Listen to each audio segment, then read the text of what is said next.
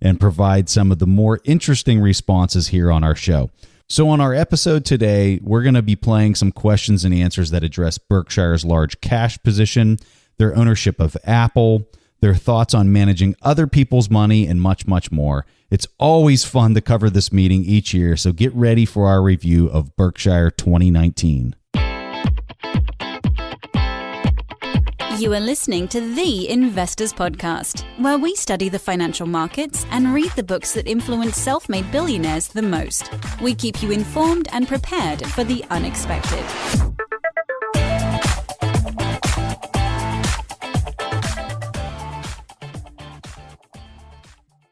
Hey everyone, welcome to the Investors Podcast. I'm your host, Preston Pish, and as always, I'm accompanied by my co-host, Stig Broderson. And like we said in the introduction, we're going to be talking about the Berkshire meeting. And so what we're going to do is we're going to play the first question that we think that you guys might enjoy. So here you go. My question concerns your repurchase of Berkshire shares. In the third quarter of last year, you spent almost $1 billion buying Berkshire B stock at an average price of $207. But then you got to a period between December 26th and April 11th when the stock languished for almost 4 months under 207, even as you were sitting on an enormous pile of $112 billion. My question is why you did not repurchase a lot more stock, unless, of course, there was for a time an acquisition of, say, $80 billion to $90 billion on your radar. Yeah, the question, whether we had $100 billion or $200 billion would not make a difference, or $50 billion would not make a difference in our approach to repurchase of shares. We used to have policy of tying it to book value, but that really became obsolete. It did not.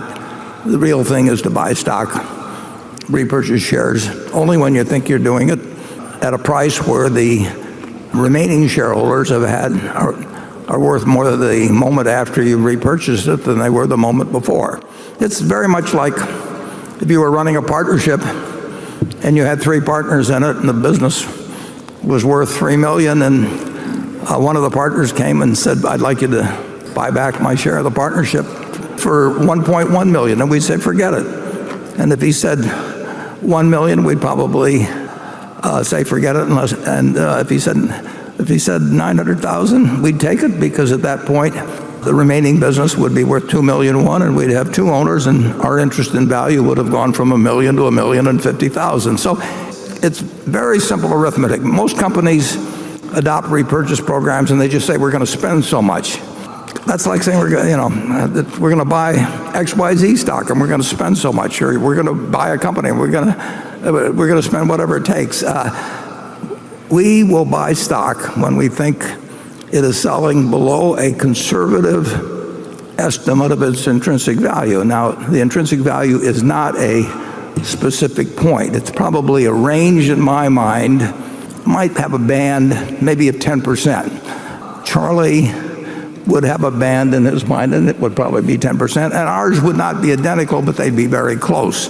And sometimes he might figure a bit higher than I do, a bit lower. But we want to be sure when we repurchase shares that those people who have not sold shares are better off than they were before we repurchased them. In the first quarter of the year, they'll find we bought something over $1 billion worth of stock, and that's nothing like my ambitions. But what that means is that we feel that we're okay buying it, but we don't salivate over buying it. We think that the shares we repurchased in the first quarter leave the shareholders better off than if we hadn't, the remaining shareholders, better off than if we hadn't bought it. But we don't think the difference is dramatic. And you could easily see periods where we would spend very substantial sums if we thought the stock was selling at, say, 25 or 30% less than it was worth, and we didn't have something else that was even better. But we have no ambition in any given quarter to spend a dime unless we think you're going to be better off for us having done so. Charlie? Well, I predict that we'll get a little more liberal in repurchasing shares. I was going to give you equal time, but then... Oh boy, how can you not just love Charlie Munger? So in the first quarter of 2019, Berkshire bought back $1.7 billion back in shares. And this is more than in 2018 altogether. So it sounds like it's a lot of shares, but for a company well over $500 billion in market cap, it's not really moving the needle. However, I think if you are an investor, it has a few important implications. So the first one might be obvious in the sense that Warren Buffett thinks that the stock is slightly undervalued compared to the market conditions. So if you want to be fully invested in equities with a strong focus on protecting your downside, Berkshire might be an option. Especially because Warren Buffett hints at using substantial sums if the stock is undervalued 25 to 30%. If he does not have any other place where he can put the money, it would likely go into Berkshire, which again is a protection for you on the downside. In another question that was played here during the meeting, they even talk about putting as much as $100 billion in buying back shares. And I don't think you should be caught up too much in the numbers. That's really not the point. But more than Warren Buffett is really ready to apply all the money where it's put to the best possible use. Which is also why he does not want to allocate a fixed amount every year for share repurchase, as you see so many other companies are doing, because it is very interesting that if you go through various earnings calls, you hear so many times from management that they're saying that they might have paid out, say, $500 million in dividends and then bought back shares for another $500 million. And then they're saying they're proud of paying back or rewarding their investors with $1 billion for that quarter. For a value investor, that is sort of nonsense. I mean, if the $1 billion could be put to better use by reinvesting in the business or to make an acquisition, you're really not paying back the investor. You're actually destroying investor value. And I think the final implication is really how much the size of Berkshire Hathaway is constraining Warren Buffett. You know, if you have $100 billion in cash, there's just a limited amount of options for you. You can't put $100 billion to work in too many public companies. And one of the very few you can do that with, that's a company like Berkshire. So buying back shares might mean that this is the best way to put the money into use, but it is in a very limited universe.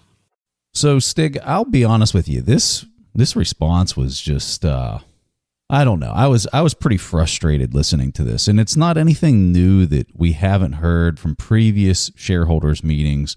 I'm pretty sure you could pull up any shareholders meeting for the last 20 years, and you're going to hear him talk about share repurchases and how the price has to be right and has to have the right intrinsic value, or else they're not going to do it to bring shareholder value for the existing owners. Like, he says that all the time. But Carol's question here, I thought, was extremely well framed.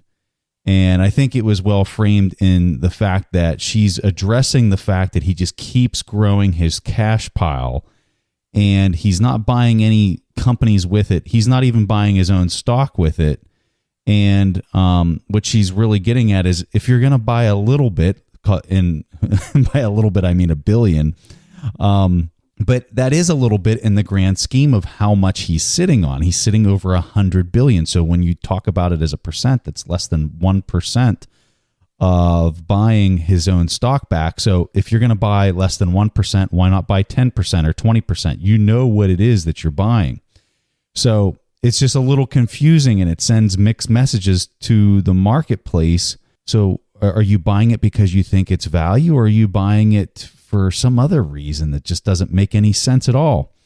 I was just I'm frustrated with his response. And then I think whenever he handed over to Charlie, and Charlie just, Charlie's response was, I don't want to answer it, is really what he was doing. He's just like, he's just batting the question away as if he doesn't have to respond to it. And I think that they do need to respond to it, because what they're effectively choosing is they're saying, I think my cash gives me a better position than buying back my own stock. I don't know how else you could see it any other way. That's just me. I think that their actions speak way, way louder than their words here. And I just think this was such a terrible response to such an important question that I've been looking at their actions for a couple years now, and it doesn't seem like they have a good response to it. And I will say this on their behalf, a lot of the times they don't like to publicly talk about why they are putting on certain positions. So this position of cash, maybe they think it's very advantageous to not be telling the market why they're sitting on so much cash, and they're valuing the optionality of that cash for some reason. And I think it's important to pay attention to that. So although I'm frustrated with their lack of telling people why they're doing what they're doing, I am paying close attention to what they're doing and trying to understand it for myself. All right, so I don't have anything else to add for this one, so we'll just go ahead and play the next question here. This question comes from Vincent James of Munich, Germany. There has been a lot written about the recent impairment charge at Kraft Heinz. You were quoted as stating that you recognize that Berkshire overpaid for Kraft Heinz. Clearly, major retail chains are being more aggressive in developing house brands. Amazon has announced intentions to launch grocery outlets, meaning that, as Mr. Bezos has often stated, your margin is my opportunity.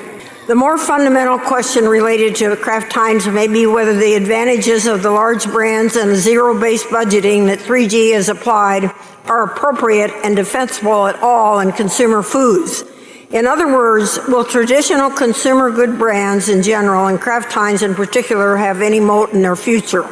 My question is, to what extent do the changing dynamics in the consumer food market change your view on the long-term potential for Kraft Heinz? Actually, what I said was we paid too much for Heinz. Kraft, I'm sorry.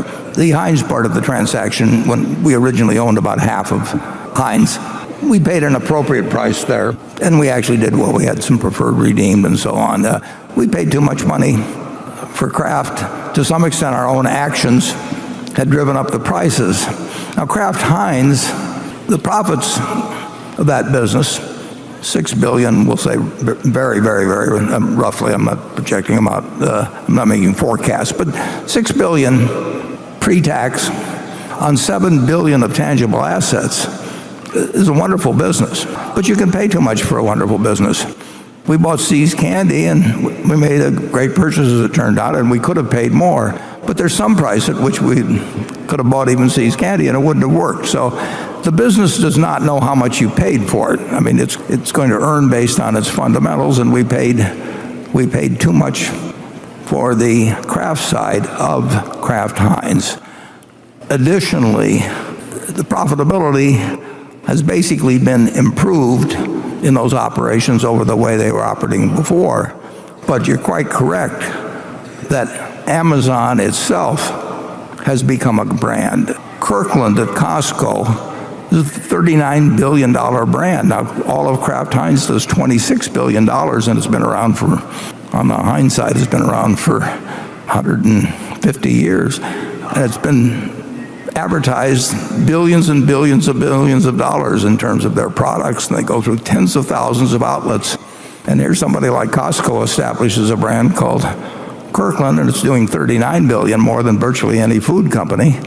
And that brand moves from product to product, which is terrific if a brand travels. I mean, Coca-Cola moves it from Coke to Cherry Coke and Coke Zero and so on. But to have a brand that can really move, and Kirkland does more business than Coca-Cola does. And Kirkland that operates through 775 or so stores, they call them warehouses at Costco, and Coca-Cola's through millions of distribution outlets. So brands, the retailer and the brands have always struggled as to who gets the upper hand in moving a product to the consumers. And there's no question in my mind that the position of the retailer relative to the brands, which varies enormously around the world, and in different countries, you've had 35%, even maybe 40% be private label brands in soft drinks, and it's never gotten anywhere close to that in the United States. So it varies a lot. But basically, retailers certain retailers, the retail system has gained some power, and particularly in the case of Amazon and Walmart in their reaction to it, and Costco. Kraft Heinz is still doing very well operationally, but we paid too much. Well, it's not a tragedy that out of two transactions, one worked wonderfully and the other didn't work so well. That happens. There can always be mistakes made when you've got places and you're reorganizing them to do more business with the same number of people. And we like buying businesses that are efficient to start with, but the operations of Kraft Heinz have been improved under the present management overall. But we paid a very high price in terms of the Kraft part. We paid an appropriate price in terms of Heinz. Very interesting response. So, back in 2015, Berkshire bought Kraft Heinz together with 3D Capital. And I know it's quite easy for us to say here in hindsight, but for quite a few value investors, it was sort of a big surprise how much Buffett really paid. At the time, it was around 25 times earnings of a company with a mid-digit growth and not really with an outlook of ramping up that growth. And for instance, for Heinz, a 20% premium to the price was added before the deal. Now, since then, you had an impairment charge of a little more than $15 billion. And this is primarily related to the U.S. refrigerated food and Canadian retail divisions and the trademarks for Kraft and Oscar Myers. An impairment charge is really that the value of that has been written down, so you will have that less equity as an investor. Now, that being said, I think it's so liberating to hear the CEO of a huge company being so upfront and being completely honest with their mistake. It's sort of rare these days. Yeah, Stig, I don't know that I really have too much to add to what was said during this one. I think that it's just important for people to hear his thought process, how he can reanalyze himself objectively. And I think that that's probably his super strength here is he can look at himself objectively and say, hey, this was a good decision, this was a bad decision, unemotionally. And so many people can't do that. And I think that that's such an important part of his secret sauce of who he is and why he became who he is because he's able to do that. So let's go ahead and jump to the next question here. I'm 27 years old and aspire to be a great money manager like you two one day. My question to both of you is, how did you know you were ready to manage other people's money? Well, it's a very interesting question because I've faced that, and I sold securities for a while, but in May of 1956, I had a number of members of my family. I'd come back from New York, and they wanted me to help them out with stocks as I had earlier before I'd taken a job in New York. And I said I did not want to get in the stock sales business. I enjoyed investing. I was glad to figure out a way to do it, which I did through a partnership form. But I would not have done that if I thought there was any chance, really, that I would lose the money. And what I was worried about was not how I would behave, but how they would behave. Because I needed people who were in sync with me. So when we sat down for dinner in May of 1956 with 7 people who either were related to me or one was a roommate in college and his mother, and I showed them the partnership agreement. I said, you don't need to read this. I said, here are the ground rules as to what I think I can do and how I want to be judged. And if you're in sync with me, I want to manage your money. I won't worry about the fact that you will panic if the market goes down or somebody tells you something different. So we have to be on the same page. And if we're on the same page, then I'm not worried about managing your money. And if we aren't on the same page, I don't want to manage your money because you may be disappointed when I think that things are even better to be investing and so on. So I don't think you want to manage other people's money until you have a vehicle and can reach the kind of people that will be in sync with you. I think you ought to have your own ground rules as to what your expectations are, when they should send you roses and when they should throw bricks at you. And a father-in-law that gave me everything he had in the world, and I didn't mind taking everything he had in the world as long as he would stick with me. and wouldn't get panicked by headlines. And it's enormously important that you don't take people that have expectations of you that you can't meet. And that means you turn down a lot of people. It means you probably start very small and you get an audited record. And when you've got the confidence where if your own parents came to you and they were going to give you all their money and you were going to invest for them, if you've got the kind of confidence that you'll say, I may not get the best record, but I'll be sure that you get a decent record over time, that's when you're ready to go on it. Let me tell you a story that I tell young lawyers who frequently come to me and saying, how can I quit practicing law and become a billionaire instead? And so I say, well, it reminds me of a story they told about Mozart. A young man came to him and he said, I want to compose symphonies and I want to talk to you about that. And Mozart said, how old are you? And the man said, 22. And Mozart said, you're too young to do symphonies. And the guy says, but you were writing symphonies when you were 10 years old. He says, yes, but I wasn't running around asking other people how to do it.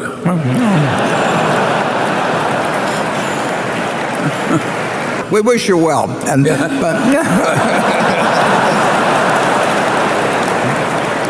and actually, we really do, because the fact you asked that sort of a question isn't, to some extent, indicative of the fact that you got the right attitude going in. It isn't that easy to be a great investor.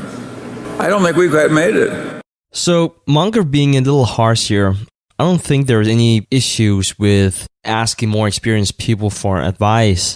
But I think his point is more directed at, there were quite a few questions at any Berkshire Hathaway shareholders meeting, which is more like, tell me what I should invest in. I don't want to put in the work to find the very best stocks.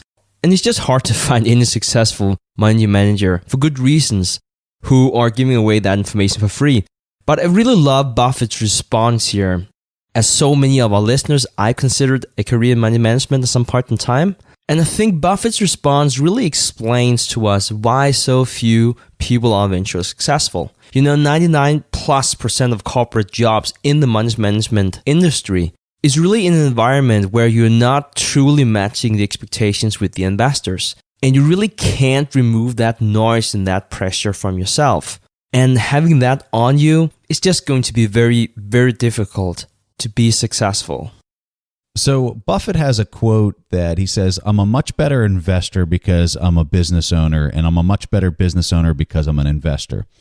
And so this gentleman's question about becoming an investment advisor or doing a partnership, kind of like what Buffett had done, managing other people's money. I would argue that one of the things that made Buffett so strong at understanding how investing works and finding these companies is because whenever he was a kid, going back to the Mozart example, 10 years old, when Buffett was, really young in his teens, he was out there throwing more newspapers than any other kid, in America. He was making tons of money as a kid. He was owning businesses. He had pinball machines. He was doing all sorts of business ventures. And so he was wired for it from the very beginning. He grew up with a business mind in the way he thinks about things. He didn't start off, thinking that I'm going to be the nothing but stocks and give me other people's money so that I can invest that in this passive way of owning businesses. No, he had a business. He had his, the pinball story is unbelievable. If you've never heard the pinball story, I'd look that up and dig into it some more. But Buffett was running his own little micro businesses. He understood what it was to have a top line. He knew what it was to have net income or profit at the end of his expenses. And I think whenever you do that and you run a small business, you just approach your investments from a completely different lens than somebody who, went off to school and maybe never ran a business ever, and they're trying to buy passive investments, and they've never run anything operationally, and Buffett had.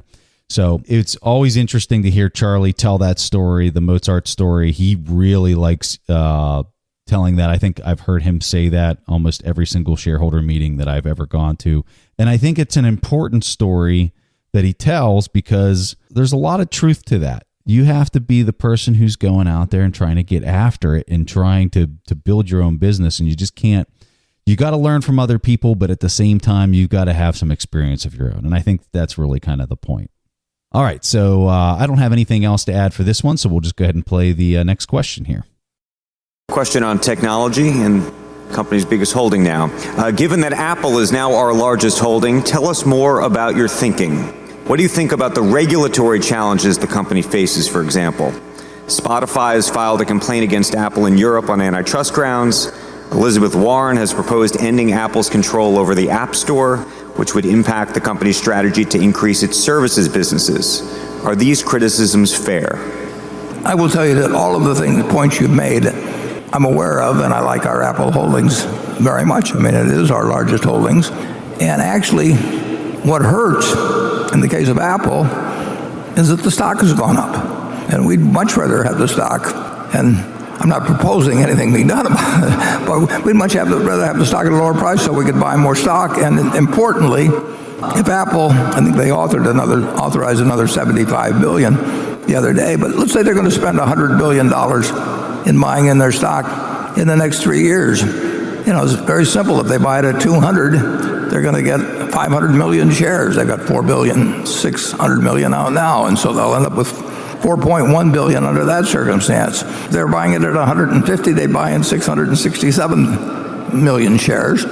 And instead of owning what we would own the first case, the divisor would be less than 4 billion, and we'd own a greater percentage of it. So in effect, a major portion of earnings, at least possibly, it's at least been authorized, will be spent in terms of increasing our ownership without us paying out a dime, which I love for a business, a wonderful business. And the recent development, when the stock has moved up substantially, actually hurts Berkshire over time. We'll still do, in my opinion, we'll do fine, but we're not going to get into,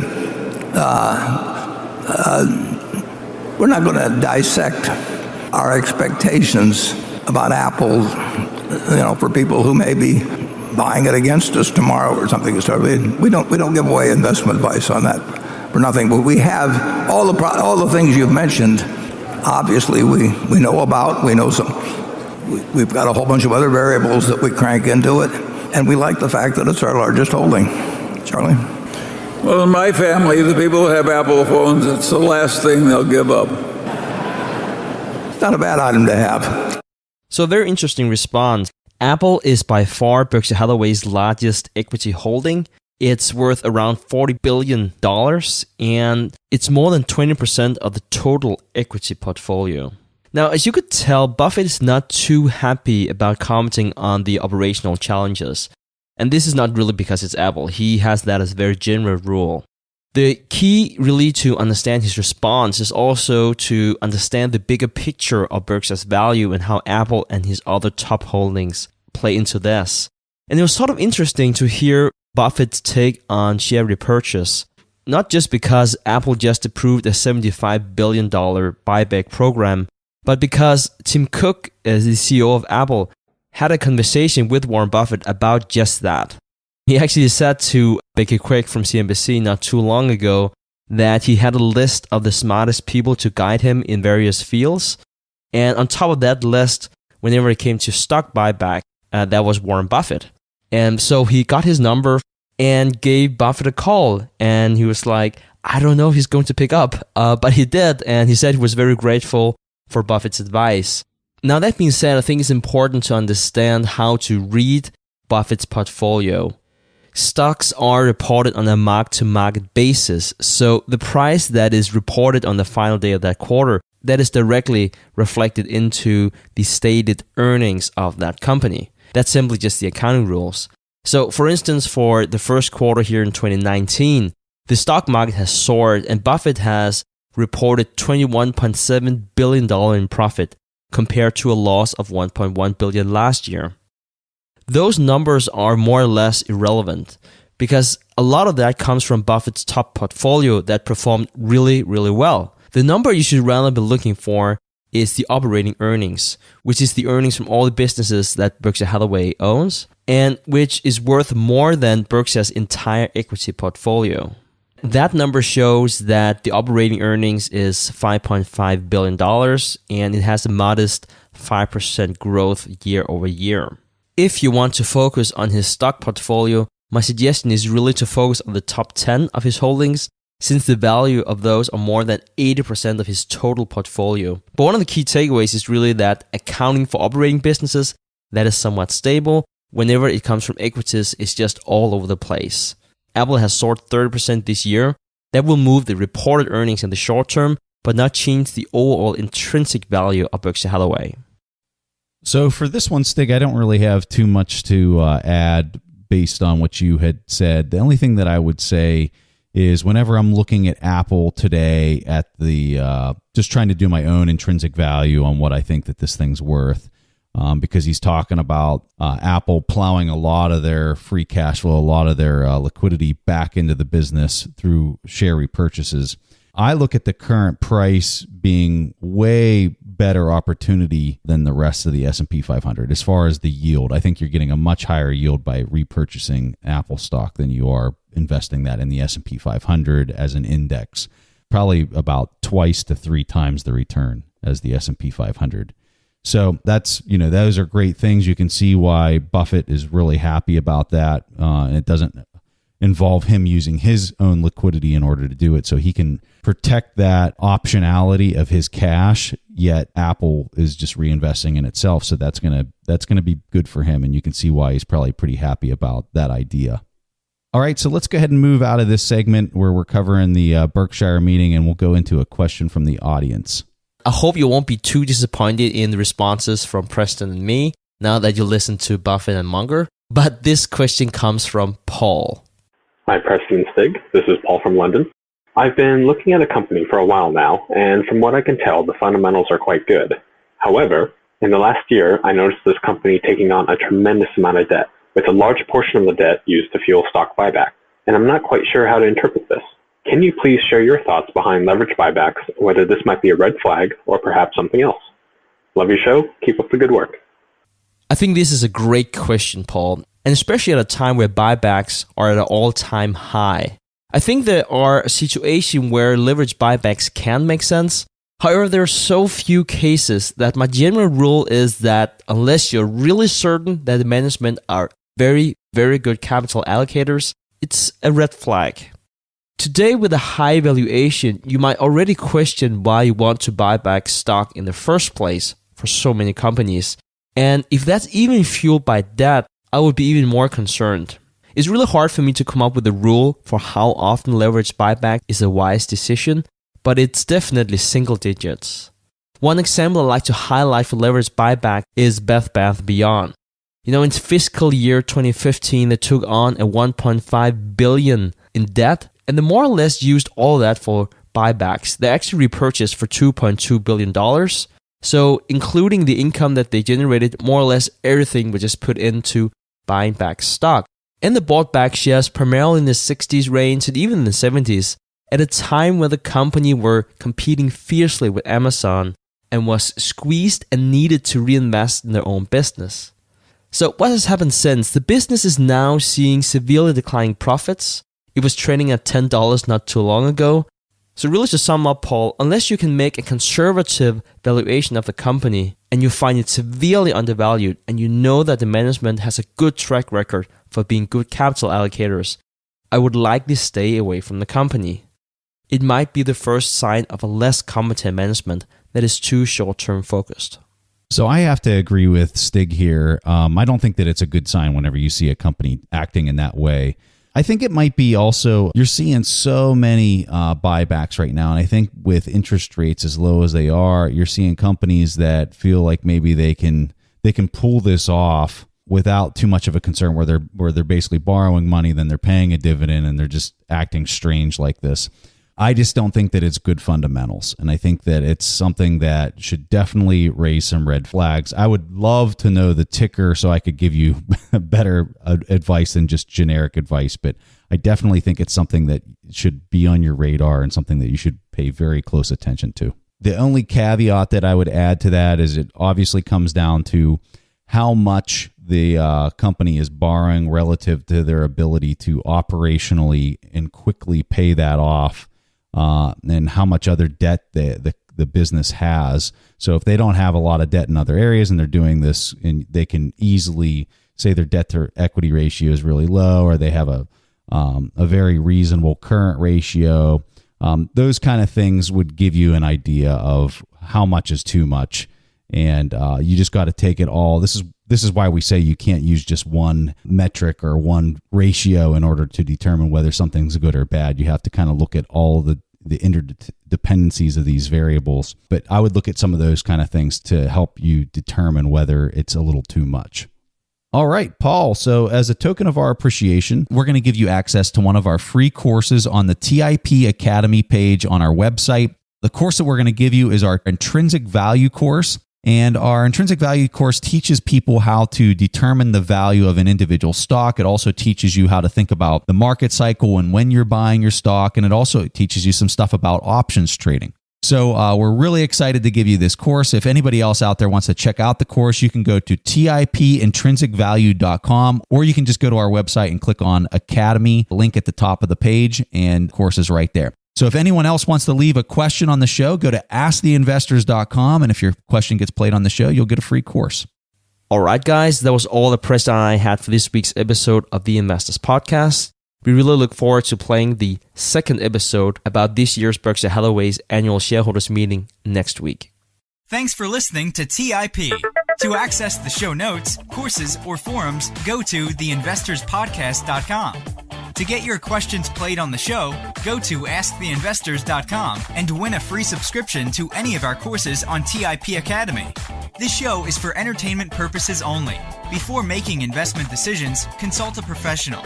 This show is copyrighted by the TIP Network. Written permission must be granted before syndication or rebroadcasting.